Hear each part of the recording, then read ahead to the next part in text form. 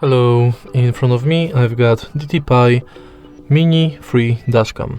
In this video I'll show you how to pair your camera with the remote control pilot. Firstly, make sure that your camera is connected with the DDpai app and then enter the app. Enter settings,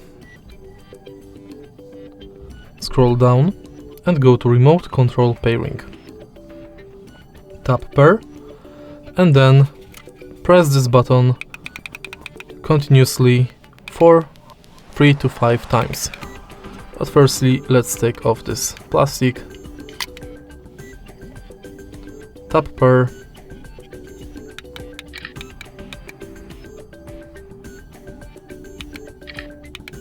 and it's done.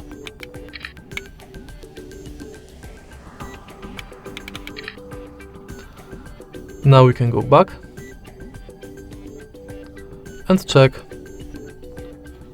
our captured photos and emergency photos and videos right here.